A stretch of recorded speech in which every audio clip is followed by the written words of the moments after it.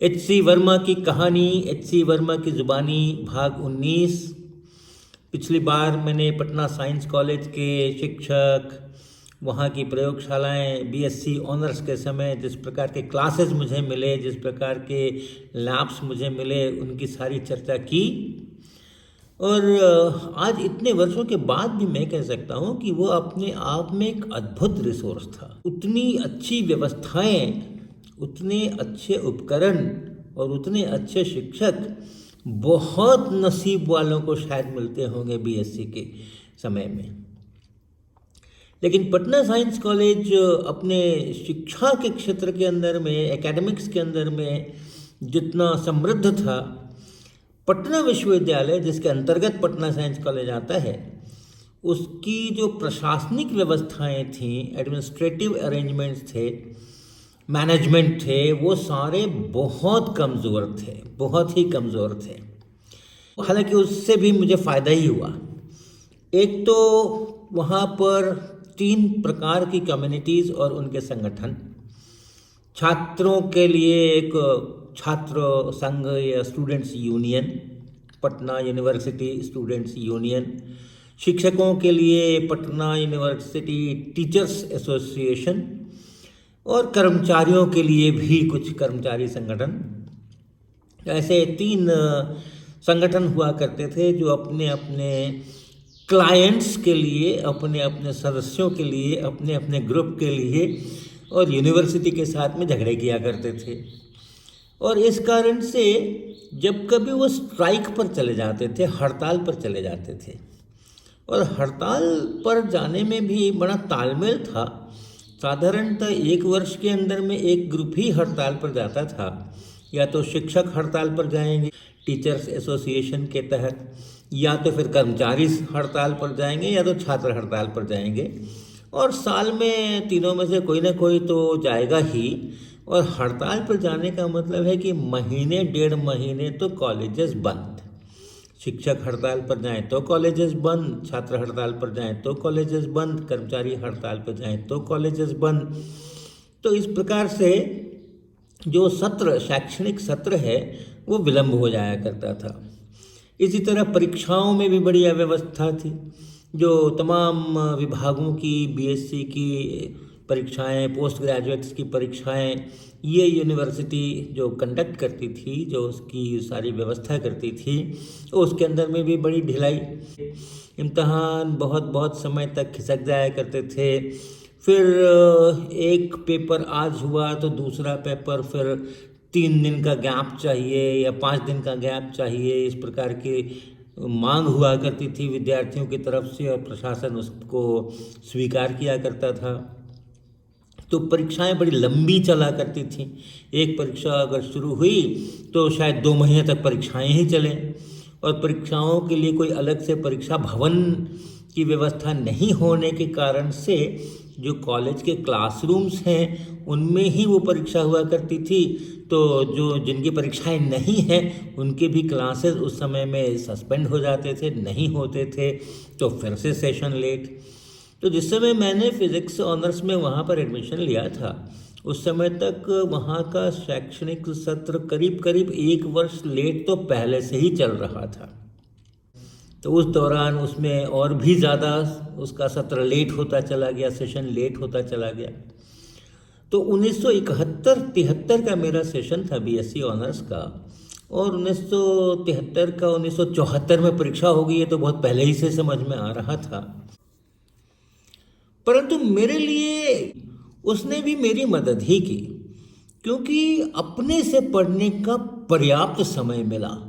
Colleges अगर नहीं चल रहे हैं, क्लासेस अगर नहीं हो रही हैं, तो उस समय में अपने से पढ़ने का, अनेक किताबें पढ़ने का, एक चैप्टर को अलग अलग जगहों से पढ़ने का, खुद से सोचने का, इसका अवसर अधिक मिला मुझे, और उसका भरपूर फ़ायदा भी मैंने उठाया। 1973 के वर्ष में पटना विश्वविद्यालय छात्र संघ का नया चुनाव हुआ, और उस नए चुनाव में 2 मोर्चे बन गए। एक मोर्चे की तरफ से जो उम्मीदवार थे उनका अपना एक गठबंधन बना, और लालू प्रसाद यादव जी जो हमारे बिहार के लंबे समय तक मुख्यमंत्री रहे, वो उस समय में पटना लॉ कॉलेज के छात्र हुआ करते थे और वो उसके अध्यक्ष पद के लिए उम्मीदवार बने। और इसी तरीके से हमारे सुशील कुमार मोदी जी, जो कि लंबे समय से उप मुख्यमंत्री का पद बिहार का जिन्होंने संभाला और अभी भी संभाले हुए हैं, तो वो उसमें सचिव पद के उम्मीदवार बने। इसी प्रकार से और भी जो बाकी के पद थे उनके लिए उस मोर्चे की तरफ से एक एक उम्मीदवार होकर के, और वो पूरा एक प्रपत्र, पूरा एक हम लोगों को पंपलेट मिला करता था विद्यार्थियों को कि इस मोर्चे की तरफ से ये उम्मीदवार हैं और आप इन सबको वोट दें। इसी तरह से एक विरोधी मोर्चा भी था, उसके भी अपने उम्मीदवार थे, और उसमें मैंने इस पहले वाले मोर्चे का ही समर्थन किया था वोट देते समय में, और लालू प्रसाद जी को मैंने अपना वोट दिया था और वो अध्यक्ष पद से चुने भी गए, अध्यक्ष पद के लिए चुने भी गए। उस समय पटना लॉ कॉलेज के विद्यार्थी थे, वो पढ़ा करते थे, कानून की पढ़ाई पढ़ा करते थे लॉ कॉलेज के। और सुशील कुमार मोदी जी जो थे वो कुछ बीएससी बॉटनी में बीएससी कर रहे थे अपने कॉलेज से, साइंस कॉलेज से। तो ऐसा कुछ चुनाव का एक अनुभव 1973 के अंदर में हुआ। 1973 में एक दूसरी बड़ी घटना हुई और वो था छात्रों का आंदोलन। पटना विश्वविद्यालय के छात्र संघ ने या उनके छात्रों ने तमाम बिहार में जो दूसरे विश्वविद्यालय थे उनके छात्रों को भी सम्मिलित किया और कई जो उनकी छात्रों की मांगें थीं सरकार से, उसके लिए एक आंदोलन खड़ा किया। और कालांतर में वो आंदोलन बहुत बढ़ा और लोग जानते हैं कि उसी की परिणति फिर इमरजेंसी के रूप में हुई। लेकिन उस समय में 1973 में ये आंदोलन पूरे बिहार के अंदर में फैला और लोगों ने अलग अलग जगहों के ऊपर प्रदर्शन करके और धरना दे करके और ये सब करके और चीज़ों को आगे बढ़ाया। और इसमें जनता की सहभागिता भी बहुत ज़्यादा रही, क्योंकि उस समय की जो सरकार थी, बिहार सरकार थी, अब्दुल गफूर जी उस समय मुख्यमंत्री हमारे हुआ करते थे, तो उस सरकार से सामान्यतः भी लोगों को काफ़ी नाराज़गी थी। और जब छात्रों ने मोर्चा संभाला और सरकार के खिलाफ प्रदर्शन, धरने वगैरह शुरू किए और जनता के मुद्दे भी उन्होंने जोड़ लिए कि सरकारी भ्रष्टाचार, इसके भी खिलाफ हम काम करेंगे, न केवल छात्रों की जो मांगे हैं उन्हीं के लिए लड़ेंगे, बल्कि जो जन सामान्य को असर करती हैं ऐसी चीज़ें भी उनके एजेंडा पर थीं। और इसलिए बहुत सारे लोग, बहुत सारे बैंक में काम करने वाले, बहुत सारे बिजनेस करने वाले, दुकान चलाने वाले, तमाम लोग उस आंदोलन के अंदर में शामिल हुए। 1973 ख़त्म होते होते ये आंदोलन पूरी तरह बिहार के अंदर में फैल गया। रोज़ाना रोज़ाना रोज़ाना रोज़ाना खूब प्रदर्शन की और धरने की और अखबारों के अंदर में वक्तव्य, ये सब इसके अंदर में आने लगे। अभी तक इसमें राजनीतिक दल शायद नहीं कूदे थे, लेकिन ये होते होते चीज़ें बढ़ती गईं और फिर 18 मार्च 1974 को बिहार विधानसभा का सत्र शुरू होने वाला था और उस समय में जो सभी विश्वविद्यालयों की मिलकर के एक छात्र संघर्ष समिति बनी थी, उसने ये निर्णय किया कि सभी जगह से लोग पटना आकर के विधानसभा का घेराव करेंगे और वो सत्र नहीं चलने देंगे। तो सवेरे से ही बड़ी उठा पटक चहल पहल, सब लोग जगह जगह से बसों में, ट्रकों में और जीप में भर भर करके और कहीं कहीं से पटना के अंदर आ रहे हैं। बहुत सारे विद्यार्थी वहाँ पर पहुँचे और विधानसभा का पूरा घेराव कर डाला उन्होंने। मैं भी उसके अंदर में शामिल था। विधानसभा के घेराव में कई सारे गेट होते हैं विधानसभा के, जिससे कि लोग प्रवेश कर सकते हैं। तो सभी गेटों के ऊपर कई कई हज़ार विद्यार्थी जमा हो गए कि किसी को भी अंदर नहीं जाने देना है, विधानसभा का सत्र नहीं चलने देना है। तो सवेरे से ही 9 बजते बजते तक बहुत सारे विद्यार्थी पहुंच चुके थे और ये सारी जो पिकेटिंग थी वो अपनी अपनी जगह पर लागू हो चुकी थी और किसी को भी अंदर जाने की इजाज़त नहीं दी जा रही थी।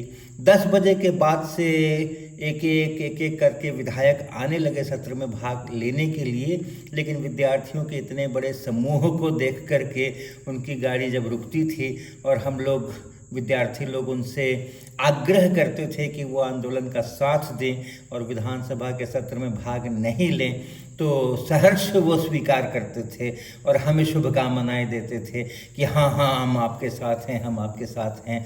अक्सर राजनेता जो होते हैं वो परिस्थिति जन्य वक्तव्य दे दिया करते हैं जब वैसी परिस्थिति होती है, कोई भी उसके अंदर जा नहीं सका। दूसरी तरफ कुछ तत्व थे जो कि आंदोलन के अंदर में कुछ मिर्च मसाला लगे इसके लिए प्रयासरत थे और बहुत सारे हमारे पटना विश्वविद्यालय के जो छात्र थे उनको इस बात से पहले ही वाकिफ़ करा दिया गया था कि ऐसे तत्व हो सकते हैं जो बाहर से कोई घुस जाएं और आंदोलन को बदनाम करने के लिए और कुछ इस तरह की कार्रवाइयाँ करें, तो हम लोग नज़र रखें। तो मैं सामान्यतः घूमता फिरता कभी कभी ही गेट के ऊपर जा रहा था अपने मित्रों के साथ में, वरना मैं इधर उधर ही नज़र रख रहा था कि कहीं कुछ गड़बड़ी तो नहीं हो रही है। और 2 जगह पर मेरी संलिप्तता हुई इस तरह की गड़बड़ी को रोकने में, और एक जगह तो हमें सूचना मिली कि कुछ दूरी के ऊपर कुछ विद्यार्थी किसी बस को रोक करके और उसके यात्रियों को उतार रहे हैं, शायद बस को जलाने का या ऐसा कुछ प्लान हो उनका। तो भाग करके और वहाँ पर हम लोग गए और फिर उस बस से जो लोग उतर रहे थे या उतारे जा रहे थे उन लोगों को वापस चढ़ाया, और जो विद्यार्थी या विद्यार्थियों के नाम पर कोई ये सब धंधे कर रहे थे उनको फिर हम लोगों ने ओवर पावर किया, उनको हम लोगों ने वहाँ से हटाया और बस को विदा किया। ऐसे ही एक दूसरी सूचना दोपहर को करीबन 1-1:30 बजे कहीं से मिली कि किसी पुलिसकर्मी को पकड़ करके कुछ लोग जो है वो रेलवे ट्रैक के पास सुनसान में ले गए हैं। तो हम लोग फिर उधर गए और रेलवे ट्रैक पर हम लोगों ने करीब आधा किलोमीटर, पौन किलोमीटर हम लोगों ने देखा और कहीं कुछ वैसे तो नहीं मिला, लेकिन हाँ फिर भी एक जगह पर लगा कि हाँ यहाँ पर कुछ जो लोग हैं वो संदेहास्पद हैं। तो उन लोगों से बातचीत करके और उसको वहाँ से उनको डिस्पर्स किया हमने। कोई पुलिसकर्मी उनकी चंगुल में तो हमें दिखाई नहीं पड़ा। तो इस प्रकार की घटनाएं चलती रहीं।